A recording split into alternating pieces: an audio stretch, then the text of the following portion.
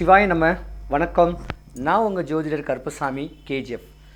Tamil star TV Salem இந்த சேனலை பார்த்துருக்கிற அனைவருக்கும் எல்லா வளமும் எல்லா நலமும் கிடைக்கணும். 2026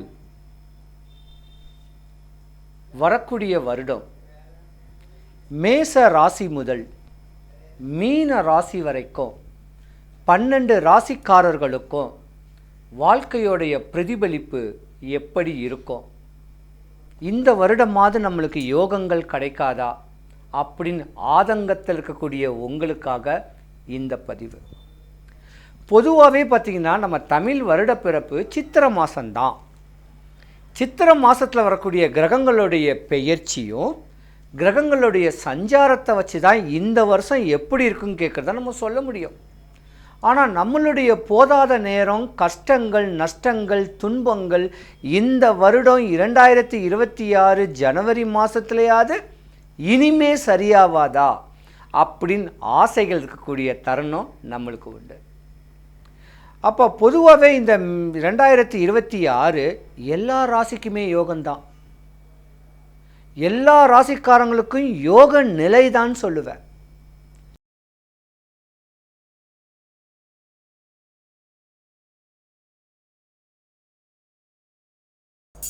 கடகராசி சந்திரனுக்கு அதிபதியான ராசி. 2026 சூப்பர் ஸ்டாரே நீங்கள் தான்.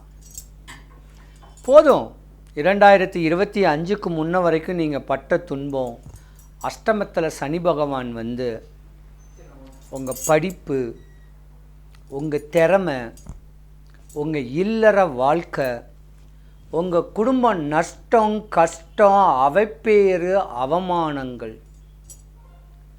சொந்தம் பந்தமே உங்கள் வாழ்க்கையை வந்து உயர்த்த நிலை பார்த்தா உங்களை தாழ்த்தி தான் விட்டுருக்கோம்.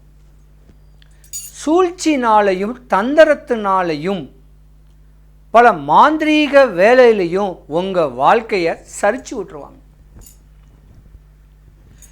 கடகராசிக்காரங்களுக்கு வந்த அந்த அஷ்டம சனியை கடகராசிக்காரங்களுடைய தகப்பன்மார் ஏற்றுக்கிட்டு ஒரு சில ஜாதகருடைய தகப்பெல்லாம் இறந்துருக்காங்க. உங்கள் கடகராசிக்காரர்களுடைய குழந்தைங்க, உங்கள் பிள்ளைங்க உங்கள் பேச்சை கேட்காது. தானா ஓடி அலைஞ்சு அவங்க வாழ்க்கையை ஏற்றுக்குவாங்க. உங்களுக்கு அவப்பேரை தான் ஏற்படுத்தி கொடுப்பாங்க. இதெல்லாம் ஒரு கஷ்டமாக இருந்தாலும் கடன் வாங்கி கடனை அடைச்சி உங்கள் குடும்பத்தை காத்திருந்திருப்பீங்க கடகராசிக்காரர்கள். அவ்வளோ ஒரு அவமானத்தையும் அவ்வளோ ஒரு வெறியும் இத்தனை வருஷத்தை வேஸ்ட் பண்ணிட்டோமே, ஆண்டவன் நம்மளுக்கு எதுக்கு இந்த மாதிரியான விஷயத்தை இப்படி கொடுத்துட்டான் அப்படின்னு இரவும் பகலும் ஆண்டவனை நீங்கள் திட்டித்தான் தீர்த்திருக்கணும். ஆனால் ஆன்மீக ஈடுபாட்டில் ருத்ராட்சமோ பத்ராட்சமோ காவி வேட்டியோ ஆண்டவனுக்கு தொண்டு செய்யக்கூடிய அளவுக்கு உண்டான ஒரு அமைப்பில் இருந்திருந்தாலோ, இல்லை கிரிவலப்பாதையில் தியானங்கள் மேற்கொள்ளக்கூடிய தருணத்தில் ஒரு விதியை நினச்சிருந்தாலோ உங்கள் தலை தப்பிச்சிருக்கும். ஆனால் கடகராசியில் உள்ள பெண்கள் தான் ஏமாறுவீங்க. அந்த ஏமாற்றத்துக்கு வந்து ஈடே கொடுக்க முடியாது. ஒரு நட்பு, ஒரு ஃப்ரெண்டு, தோல் சாயக்கூடிய ஒரு தோழன் அவங்கிட்ட ஏமாந்திருந்தாலோ உங்கள் வாழ்க்கை பித்து பிடிச்சி தான் அலைஞ்சிக்கிட்டு இருந்திருக்கும். ஆனால் கடகராசிக்கார உள்ள ஆண்கள் கொஞ்சம் சுகபோகி தான். இது விதி, அவங்க ஒன்றும் பண்ணலை, விதி தான் இழுத்துட்டு போகும். மனைவியை தவிர மாற்றான் மனைவி மேலே ஆசை பாசம் இருக்கிற மாதிரி ஒரு தோரணை, அந்த தோரணையிலேயே 2025க்கு முன்னே ஒரு 2.5 வருஷம் வாழ்ந்துட்டு போயிடுவீங்க. ஆனால் பாசக்காரங்க தான் கடகராசிக்காரங்க. கடகராசியில் பெண் இருந்தால் மாமியாருக்கும் உங்களுக்கும் ஆகாது. கடகராசியில் ஆண் இருந்தால் அம்மாக்கோ மாமியாருக்கோ ஆகாது. அஷ்டம சனி ஆண்டவனுடைய அனுகிரகத்தில் அரசனாக இருந்தால் கூட நீங்கள் கணவன் மனைவி விட்டு விலகி தான் இருக்கணும். விலகி இருக்கிறனால தப்பு கிடையாது. டைவர்ஸ் தான் அப்ளை பண்ணக்கூடாது. ஒரு கிரகத்தோடைய தன்மை நீ பிரிஞ்சிருக்கணும்னா பிரிஞ்சிருக்கக்கூடிய தருணம் போல் நம்ம இருக்கணும். அதுக்கு தான் வெளியூர் வெளிதேசம் போயிடணும். பொதுவாகவே கடகராசி பயண சுகங்கள் அதிகமாக இருக்கும். வீட்டில் இப்படி படுத்து தூங்குறதோட பிரயாண சுகங்கள் உங்களுக்கு அதிகமாகவே இருக்கும். நிறைய குடும்பம் கடகராசிக்காரங்க கருத்து வேறுபாட்டில் பிரிஞ்சிருக்கும். தயவு செய்து ஒன்று சேர்ந்துக்குங்க. கடகராசிக்காரங்க பொதுவாக ஆணாக இருந்தாலும் பெண்ணாக இருந்தாலும் பாசக்காரங்க. அவங்க வேஷக்காரங்க கிடையாது.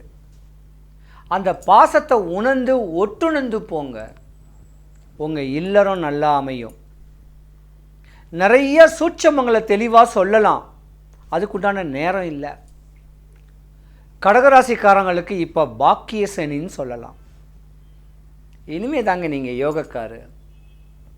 உயர்ந்த பதவியோ 4 திசையிலிருந்து காசு பணம் வரக்கூடிய ஒரு தருணமோ உங்கள் முகம் மலர்ச்சி பிரகாசமாகக்கூடிய ஒரு தருணமோ ஆண்டவனுடைய அனுகிரகத்தில் ஒரு சித்தருடைய அனுகிரகம் கிடைக்கக்கூடிய நேரமோ கடகராசிக்கு தான் உண்டு.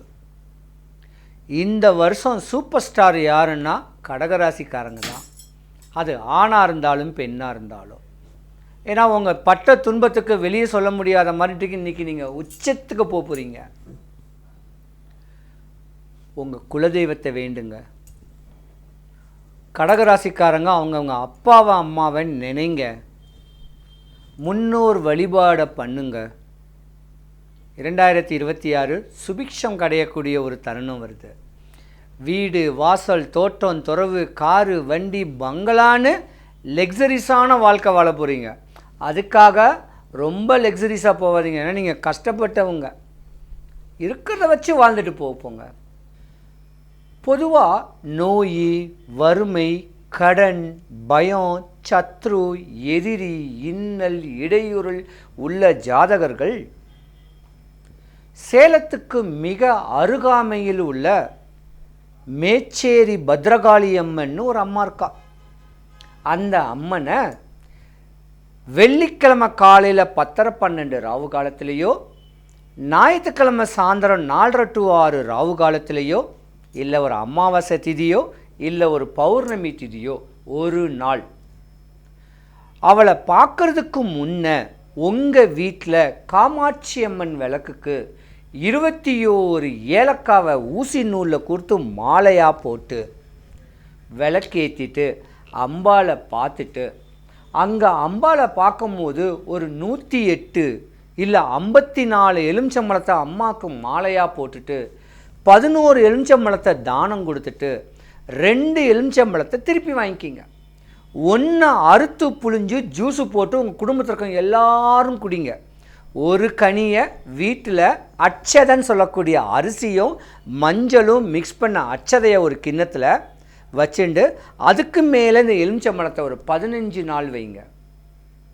உங்கள் வாழ்க்கை நீங்கள் என்ன ஆசைப்படுறீங்களோ, கல்யாணம் ஆகலையா, குழந்தை இல்லையா, கஷ்டமா நஷ்டமா தொந்தரவா தொழிலில் போட்டியா சூனியமா செய்வினையா என்ன இடையூறுள் இருந்தாலும் உங்களுக்கு சரியாக போயிடும். ஏன்னா பயங்கர சக்தி வாய்ந்தவ மேச்சேரி பத்ர காளியம்மன். துர்காக்கு அதிதேவதை காளியம்மா. அதனால் முடிஞ்ச அளவுக்கு அம்பாளை பாருங்கள். உங்கள் மனக்குறை இல்லாமல் சூப்பராக சுபிக்ஷம் ஐஸ்வர்யம் கடாட்சியத்தோட எல்லாரும் 2026 வாழணும். சிவாய நம.